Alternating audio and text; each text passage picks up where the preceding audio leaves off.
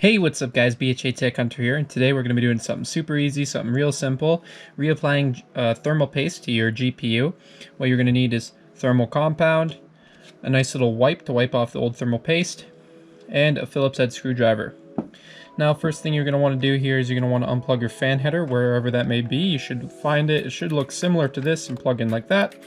Then you should be able to flip it over, and you should be able to unscrew your GPU's cooler with your Phillips screwdriver.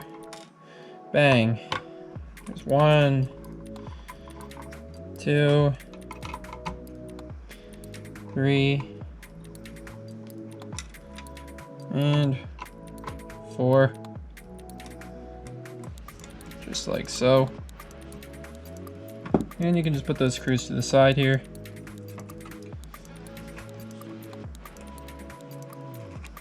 And then you'll be able to flip your heatsink right off to the side, and there is your GPU die. Now you're going to want to take that wipe that you have and open that bad boy up, and you can simply wipe off the thermal paste. Yep, there's that off your GPU, and then you can simply do the same thing for your heatsink, and bam, just like that, that's clean too.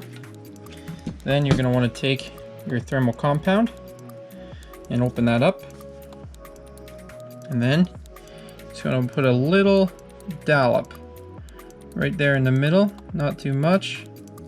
That might actually be too much, but don't worry, if you put too much on, nothing typically bad will happen.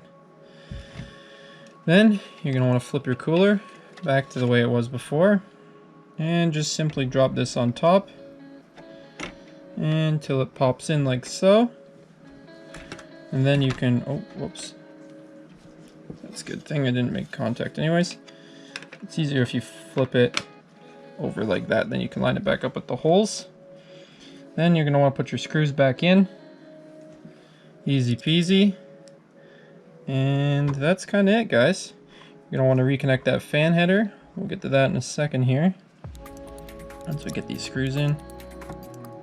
Bam, now that you get your screws back in, you can simply connect that fan header, and you can just plug that right back in, like so. And shabam, that's it, you're done. That'll should improve a little bit of thermals if you have an older card like this HD 6870. Stay tuned for the video next week where we do a card review on this, a look back. I'm BHATech Hunter, and have a good day. Today's video was brought to you by us. BHATechstore.com is now live. Make sure to check it out in the description down below.